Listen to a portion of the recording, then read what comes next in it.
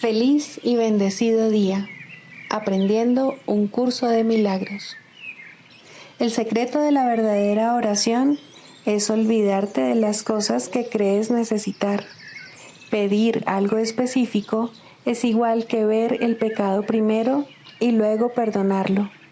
Del mismo modo, al orar pasas por alto tus necesidades específicas, tal como las ves, y las dejas en manos de Dios. Ahí se convierten en los regalos que le haces, pues le dicen que no antepondrás otros dioses a Él, ni que quieres otro amor que el suyo. Este libro es un comienzo, no un final.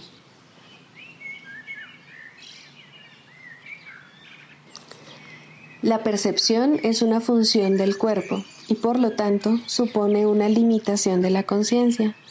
La percepción ve a través de los ojos del cuerpo y oye a través de sus oídos. Produce las limitadas reacciones que éste tiene. El cuerpo aparenta ser, en gran medida, automotivado e independiente, mas en realidad solo responde a las intenciones de la mente. Si la mente lo utiliza para atacar, sea de la forma que sea, el cuerpo se convierte en la víctima de la enfermedad, la vejez y la decrepitud. Si la mente, en cambio, acepta el propósito del Espíritu Santo, el cuerpo se convierte en un medio eficaz de comunicación con otros, invulnerable mientras se le necesite, que luego sencillamente se descarta cuando deja de ser necesario. De por sí, el cuerpo es neutro, como lo es todo en el mundo de la percepción. Utilizarlo para los objetivos del ego o para los del Espíritu Santo depende enteramente de lo que la mente elija.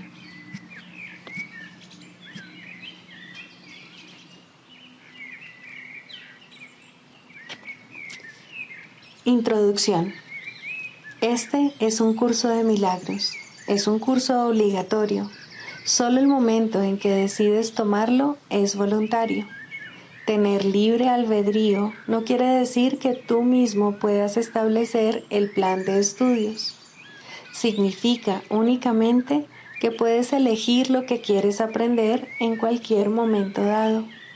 Este curso no pretende enseñar el significado del amor, pues eso está más allá de lo que se puede enseñar.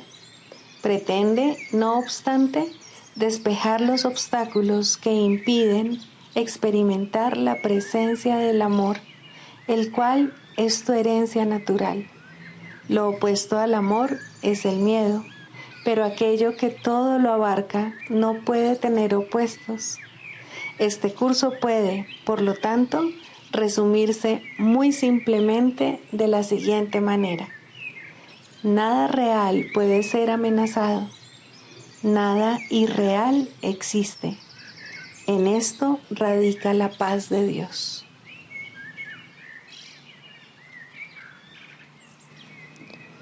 Un milagro es una bendición universal de Dios a todos mis hermanos por mediación mía. Perdonar es el privilegio de los perdonados.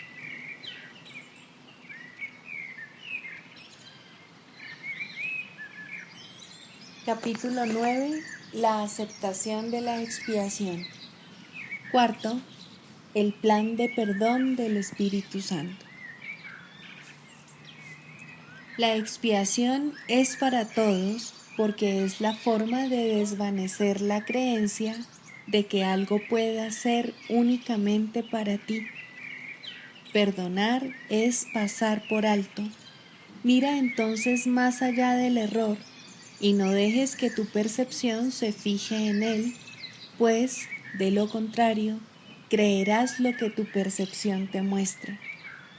Acepta como verdadero solo lo que tu hermano es, si quieres conocerte a ti mismo. Percibe lo que él no es y no podrás saber lo que eres porque lo estarás viendo falsamente. Recuerda siempre que tu identidad es una identidad compartida y que en eso reside su realidad. Tienes un papel que desempeñar en la expiación, pero el plan de la expiación en sí está más allá de ti. No sabes cómo pasar por alto los errores, pues, de lo contrario, no los cometerías. Creer que no los cometes o que los puedes corregir sin un guía cuyo propósito es corregirlos, no sería más que otro error. Y si no sigues a ese guía, tus errores no podrán ser corregidos. El plan no lo elaboraste tú debido a las limitadas ideas que tienes acerca de lo que eres. De esta sensación de limitación es de donde emanan todos los errores.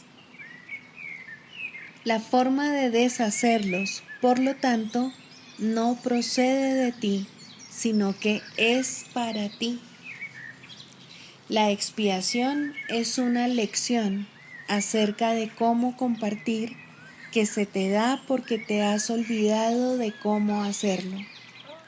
El Espíritu Santo simplemente te recuerda el uso natural de tus capacidades.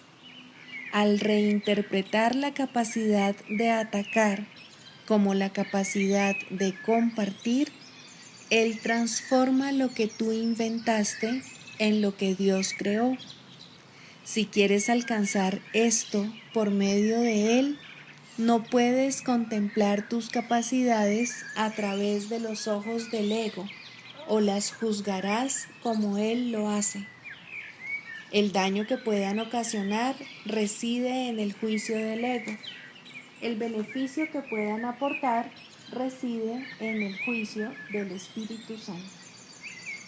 El ego tiene también un plan de perdón porque estás pidiendo uno, aunque no al maestro adecuado. El plan del ego, por supuesto, no tiene sentido y nunca será viable. Al seguir su plan, te pondrás simplemente en una situación imposible, que es a donde el ego siempre te conduce. El plan del ego consiste en que primero veas el error claramente y en que luego lo pases por alto.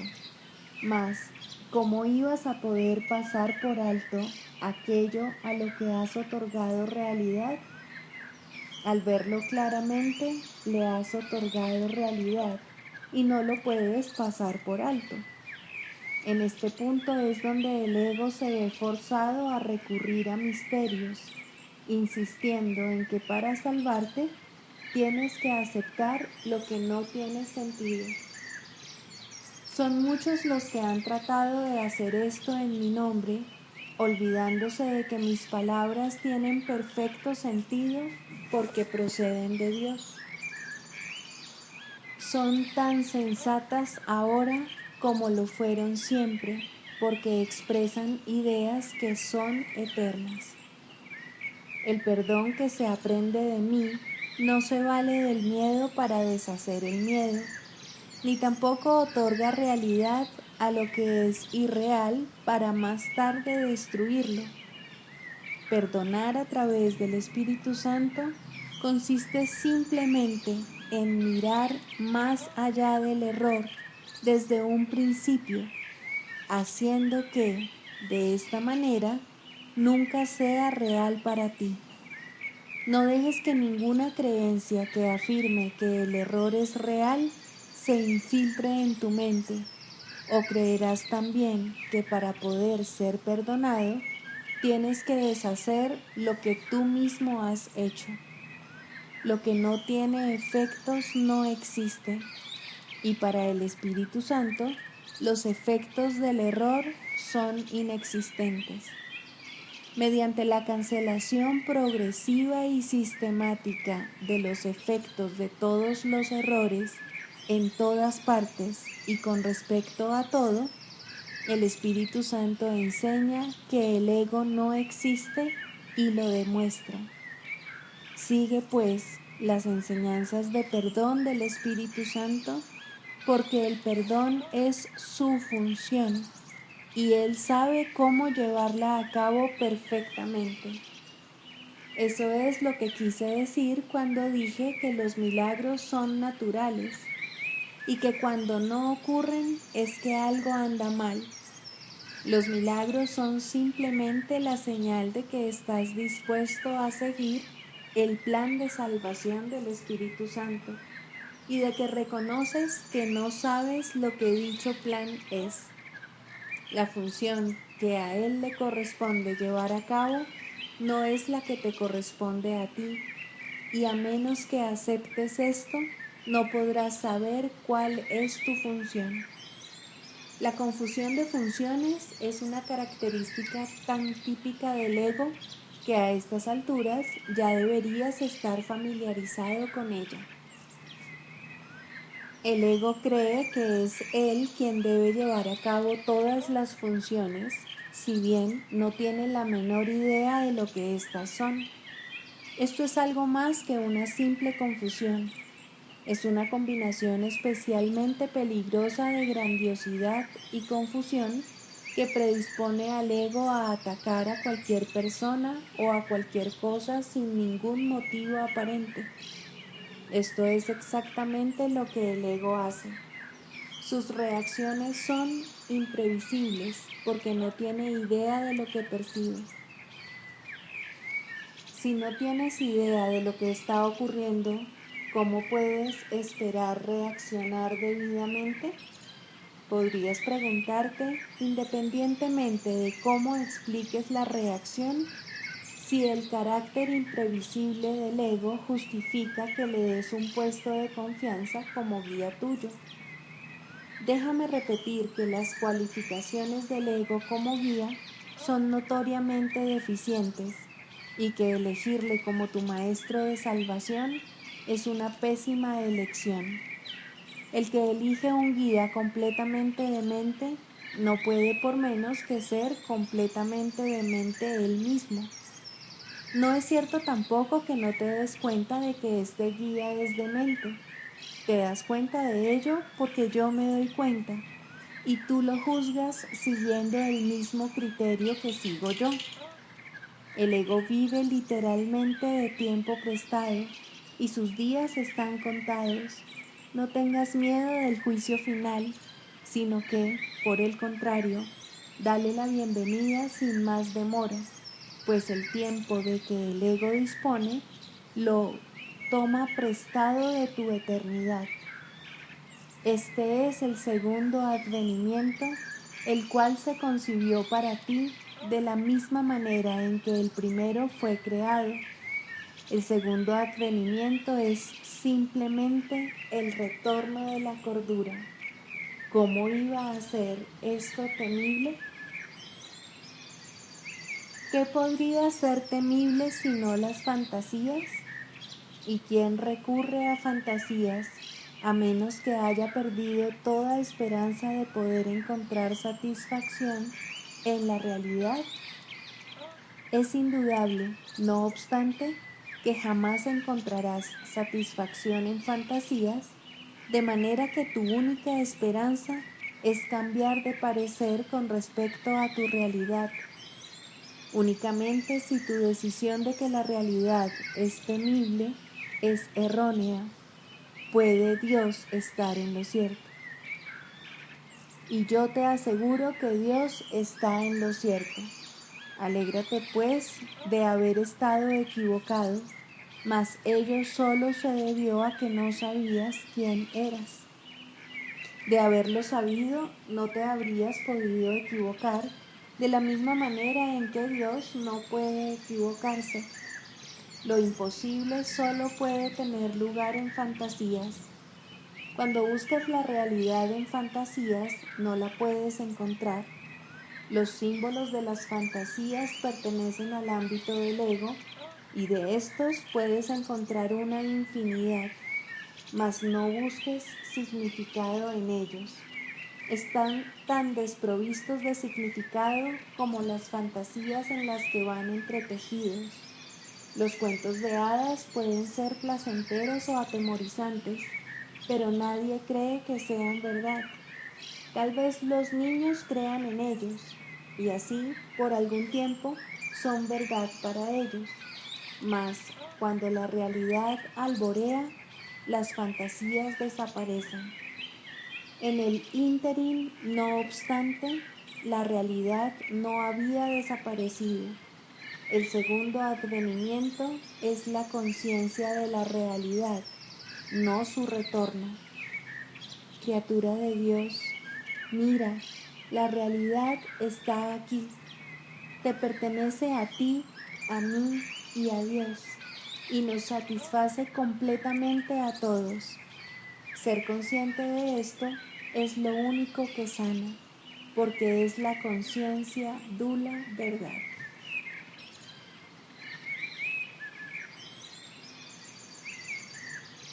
Libro de ejercicios. Pregunta 13. ¿Qué es un milagro? Un milagro es una corrección. No crea ni cambia realmente nada en absoluto. Simplemente contempla la devastación y le recuerda a la mente que lo que ve es falso. Corrige el error, mas no intenta ir más allá de la percepción ni exceder la función del perdón. Se mantiene, por lo tanto, dentro de los límites del tiempo. No obstante, allana el camino para el retorno de la intemporalidad y para el despertar del amor, pues el miedo no puede sino desvanecerse ante el benevolente remedio que el milagro trae consigo. En el milagro reside el don de la gracia, pues se da y se recibe como uno, y así nos da un ejemplo de lo que es la ley de la verdad, que el mundo no ataca porque no la entiende. El milagro invierte la percepción que antes estaba al revés, y de esa manera pone fin a las extrañas distorsiones que ésta manifestaba. Ahora la percepción se ha vuelto receptiva a la verdad. Ahora puede verse que el perdón está justificado. El perdón es la morada de los milagros. Los ojos de Cristo se los ofrecen a todos los que Él contempla con misericordia y con amor. La percepción queda corregida ante su vista y aquello cuyo propósito era maldecir, tiene ahora el de bendecir.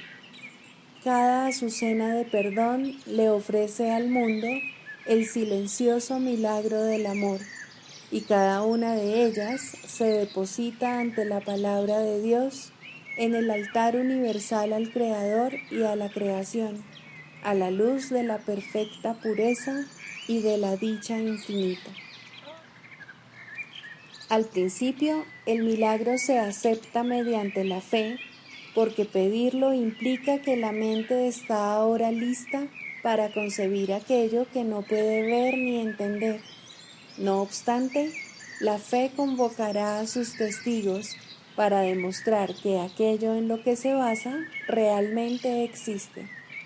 Y así, el milagro justificará tu fe en él y probará que esa fe descansa sobre un mundo más real que el que antes veías, un mundo que ha sido redimido de lo que tú pensabas que se encontraba allí. Los milagros son como gotas de lluvia regeneradora que caen del cielo sobre un mundo árido y polvoriento, al cual criaturas hambrientas y sedientas vienen a morir. Ahora tienen agua, ahora el mundo está lleno de verdor, y brotan por doquier señales de vida para demostrar que lo que nace jamás puede morir, pues lo que tiene vida es inmortal.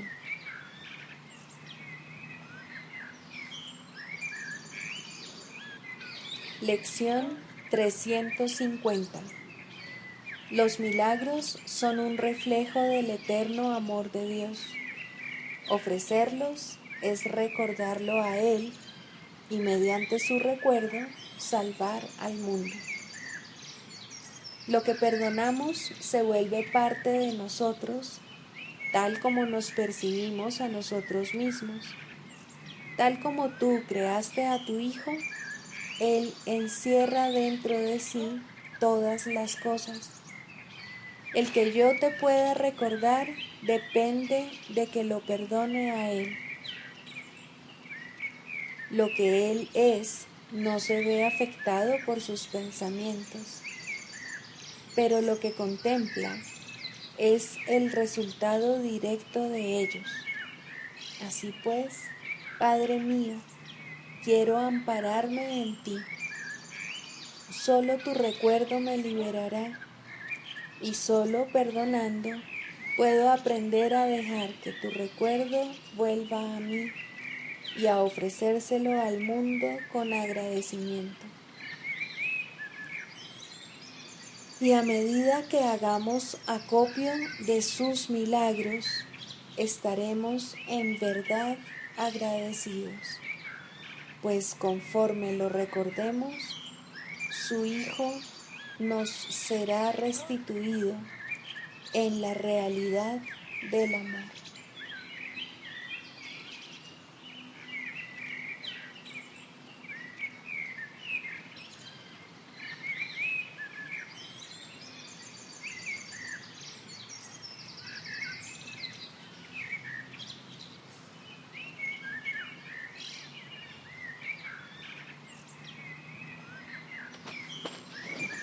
Indefensión. Los maestros de Dios han aprendido a ser sencillos. No tienen sueños que tengan que defender contra la verdad. No tratan de forjarse a sí mismos. Su júbilo procede de saber quién los creó. ¿Y es acaso necesario defender lo que Dios creó?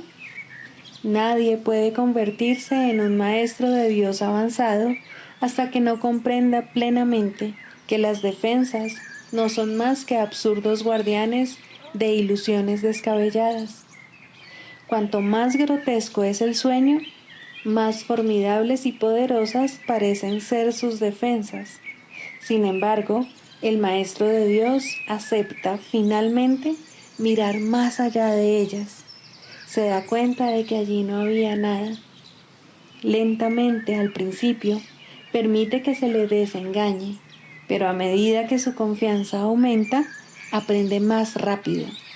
Cuando se abandonan las defensas, no se experimenta peligro. Lo que se experimenta es seguridad. Lo que se experimenta es paz. Lo que se experimenta es dicha. Y lo que se experimenta es Dios.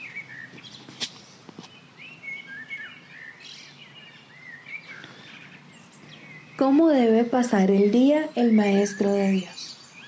Para un maestro de Dios avanzado, esta pregunta es irrelevante. No tiene un programa fijo, pues las lecciones cambian de día en día. Pero el maestro de Dios está seguro de una sola cosa: las lecciones no cambian al azar. Al darse cuenta de esto y entender que es verdad, el maestro descansa contento. Se le dirá cuál ha de ser su papel hoy, mañana y siempre.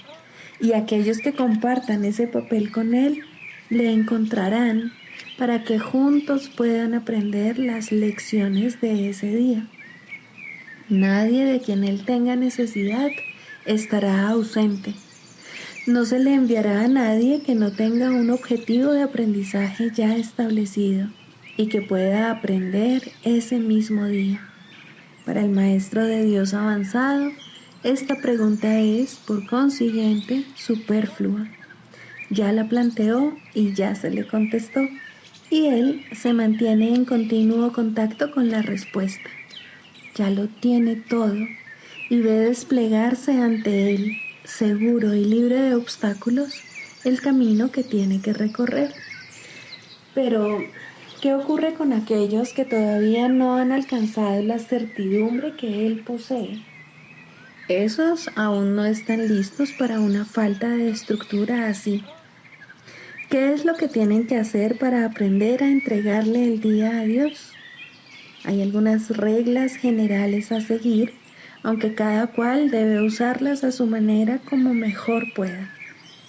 Las rutinas como tales son peligrosas porque se pueden convertir fácilmente en dioses por derecho propio y amenazar los mismos objetivos para los que fueron establecidas. Se puede decir, por lo tanto, que en términos generales es mejor comenzar el día bien. Siempre es posible, no obstante, comenzar de nuevo si no se comenzó debidamente. Con todo, es obviamente ventajoso comenzarlo bien y de esa manera ahorrar tiempo. En un principio es aconsejable pensar en función del tiempo, aunque este no es de ningún modo el criterio esencial, probablemente es el más fácil de observar al principio.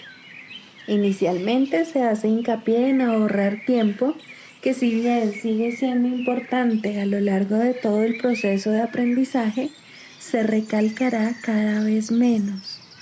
De entrada, podemos decir con seguridad que el tiempo que se dedica a comenzar bien el día ciertamente ahorra tiempo. ¿Cuánto tiempo debe emplearse en ello? Eso depende del mismo Maestro de Dios, quien no puede adjudicarse a sí mismo ese título hasta que haya completado el libro de ejercicios, ya que estamos aprendiendo dentro del marco de este curso. Después de haber finalizado las sesiones de práctica más estructuradas contenidas en el libro de ejercicios, la necesidad individual será el factor determinante. Este curso es siempre práctico. Puede ser que el Maestro de Dios no se encuentre en una situación que sea conducente a pasar unos minutos en un estado de quietud, nada más al despertarse. Si ese es el caso, que recuerde tan solo que su elección es pasar un ratito con Dios lo antes posible y que lo haga. La cantidad de tiempo que dedique a ello no es lo más importante. Uno puede fácilmente pasarse 1 hora sentado, inmóvil, con los ojos cerrados y no lograr nada. O bien puede, con igual facilidad, dedicarle a Dios solo un instante y en ese instante unirse a Él completamente. Quizá la única generalización que puede hacerse al respecto es la siguiente. Dedica un rato, lo antes posible, después de despertarte, a estar en silencio. Y continúa durante 1 o 2 minutos más después de que haya comenzado a resultarte difícil. Probablemente descubrirás que la dificultad disminuye y desaparece. En caso de no ser así, ese es el momento de parar.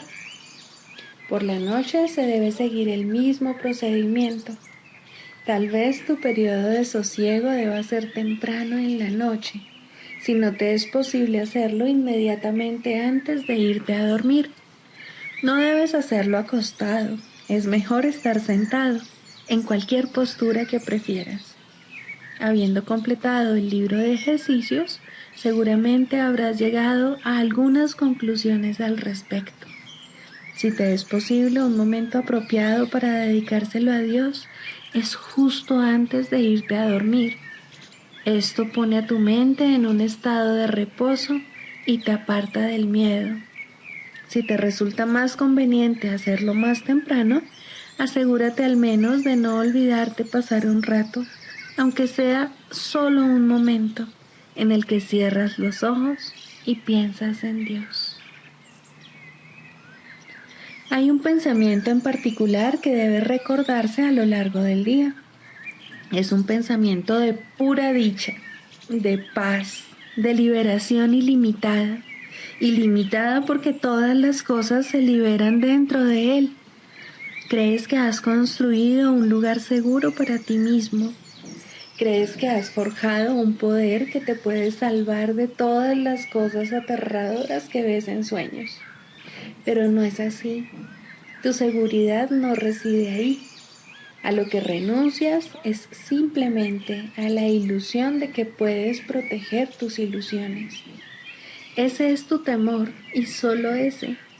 Qué insensatez estar atemorizado por nada, nada en absoluto. Tus defensas son inservibles, mas tú no estás en peligro. No tienes ninguna necesidad de ellas. Reconoce esto y desaparecerán, y solo entonces aceptarás tu verdadera protección. Cuán fácil y tranquilamente transcurre el tiempo para el Maestro de Dios que ha aceptado su protección. Todo lo que antes hacía en nombre de su propia seguridad ha dejado de interesarle, puesto que está a salvo y sabe que lo está. Tienen un guía que no le ha de fallar. No es necesario que haga distinciones entre los problemas que percibe, porque aquel a quien acude reconoce que no hay grados de dificultad en su resolución. Está tan a salvo en el presente como lo estaba antes de que su mente aceptase las ilusiones, y como lo estará cuando las haya abandonado. Su estado no cambia con la ocasión o con el lugar, porque todas las ocasiones y todos los lugares son uno para Dios. En esto reside su seguridad. No tiene necesidad de nada más. Con todo, habrá tentaciones a lo largo del camino que al Maestro de Dios aún le queda por recorrer, y tendrá necesidad de recordarse a sí mismo durante el transcurso del día que está protegido. ¿Cómo puede hacer eso? Especialmente en los momentos en que su mente está ocupada con cosas externas. Lo único que puede hacer es intentarlo, y su éxito dependerá de la convicción que tenga de que va a triunfar. Deberá tener absoluta certeza de que su éxito no procede de él, pero que se le dará en cualquier momento, lugar o circunstancia que lo pida. Habrá ocasiones en que su certeza flaqueará, y en el momento en que esto ocurra, el Maestro de Dios volverá a tratar, como antes, de depender únicamente de sí mismo. No olvides que eso es magia, y la magia es un pobre sustituto de la verdadera ayuda. No es suficientemente buena para el Maestro de Dios, porque no es suficientemente buena para el Hijo de Dios. Evitar la magia es evitar la tentación, pues toda tentación no es más que el intento de sustituir la voluntad de Dios por otra. Estos intentos pueden parecer ciertamente aterradores, pero son simplemente patéticos. No pueden tener efectos, ya sean buenos o malos, sanadores o destructivos, tranquilizadores o aterradores, gratificantes o que exijan sacrificio. Cuando el Maestro de Dios reconozca que la magia simplemente no es nada, habrá alcanzado el estado más avanzado. Todas las lecciones intermedias no hacen sino conducirle a este estado y facilitar el que este objetivo esté más cerca de reconocerse, pues cualquier tipo de magia, sea cual sea su forma, es simplemente impotente. Su impotencia explica por qué es tan fácil escaparse de ella. Es imposible que lo que no tiene efectos pueda aterrorizar. No hay nada que pueda sustituir a la voluntad de Dios. Dicho llanamente, a este hecho es al que el Maestro de Dios dedica su día. Cualquier otro sustituto que acepte como real tan solo puede engañarle, mas está a salvo de cualquier engaño si así lo decide. Quizá necesite recordar: Dios está conmigo, no puedo ser engañado. Quizá prefiera usar otras palabras, o solo una, o ninguna. En cualquier caso, debe abandonar toda tentación de aceptar la magia como algo verdadero y reconocer que no solo no es aterradora, ni pecaminosa, ni peligrosa, sino que simplemente no significa nada. Al estar arraigada en el sacrificio y la separación, que no son más que dos aspectos de un mismo error, el Maestro de Dios elige simplemente renunciar a todo lo que nunca tuvo y a cambio de ese sacrificio, entre comillas, se le restaura el cielo en su conciencia. ¿No te gustaría un intercambio así? El mundo lo haría gustosamente si supiera que se puede hacer. Los maestros de Dios son los que deben enseñarle que sí se puede, y por lo tanto, su función es asegurarse de que ellos mismos lo hayan aprendido. No hay otro riesgo durante el día, excepto el de poner tu confianza en la magia, pues solo eso conduce al dolor. No hay más voluntad que la de Dios. Sus maestros saben que esto es así y han aprendido que todo lo demás es magia. Lo que mantiene viva la creencia en la magia es la ilusión simplista de que la magia da resultado. Los maestros de Dios deben aprender a detectar las diversas formas de magia a lo largo de todo su entrenamiento, cada día y cada hora, e incluso cada minuto y cada segundo, y a percibir el hecho de que no significan nada. Cuando se las deja de temer, desaparecen, y así se vuelve a abrir la puerta del cielo, y su luz puede volver a irradiar sobre la mente que se encuentra en paz.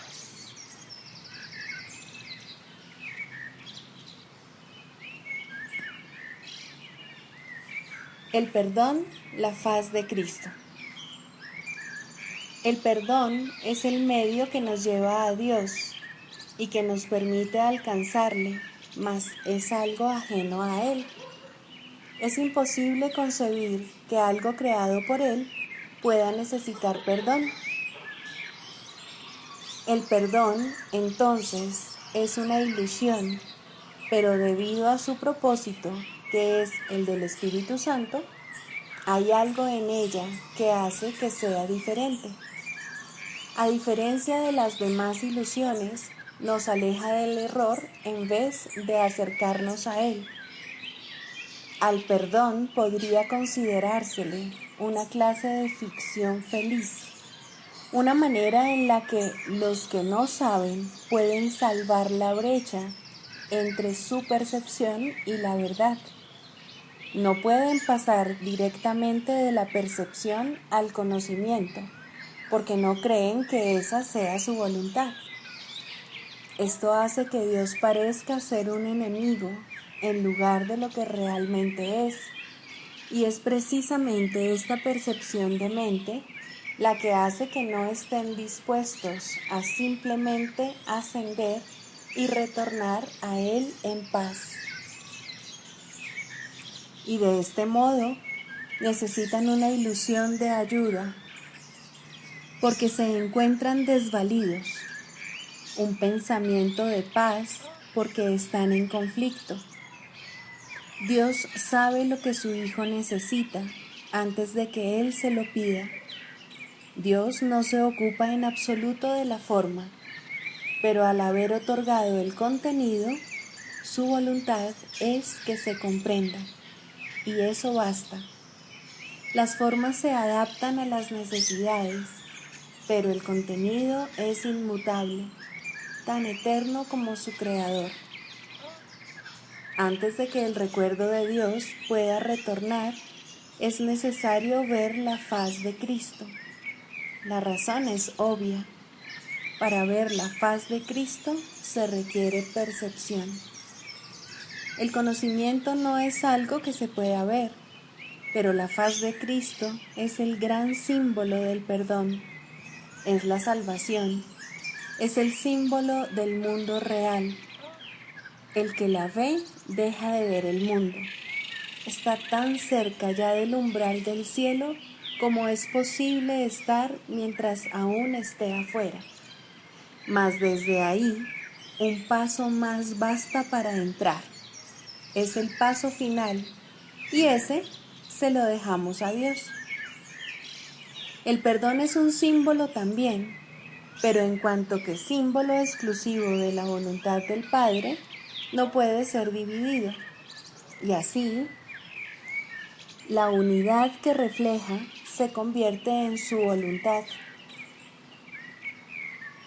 Eso es lo único que aún está en el mundo en parte y que, al mismo tiempo, es el puente que conduce al cielo. La voluntad de Dios es lo único que existe. Lo único que podemos hacer es pasar de la nada al todo, del infierno al cielo. ¿Es esto una jornada? No, en verdad no lo es, pues la verdad no va a ninguna parte. Pero las ilusiones cambian según el lugar o la época. El paso final no es más que otro cambio. Por ser una percepción, es en parte irreal. Sin embargo, esa parte desaparecerá. Lo que entonces quedará será la paz eterna y la voluntad de Dios. Ahora ya no hay deseos, pues los deseos cambian. Incluso lo que una vez se deseó puede volverse indeseable. Esto es así porque el ego jamás puede estar en paz, pero la voluntad es constante por ser el don de Dios, y lo que Él da es siempre como Él mismo. Este es el propósito de la faz de Cristo. Es el regalo de Dios para la salvación de su Hijo. Contempla únicamente esto y habrás sido perdonado. Cuán hermoso se vuelve el mundo en ese instante en el que ves la verdad acerca de ti mismo reflejada en Él. Ahora estás libre de pecado y contemplas tu impecabilidad. Ahora eres santo y así lo percibes. Y ahora la mente retorna a su Creador, la unión de Padre e Hijo, la unidad de unidades que se encuentra detrás de toda unión, aunque más allá de todas ellas. No se ve a Dios, sino que únicamente se le comprende. No se ataca a su Hijo, sino que se le reconoce.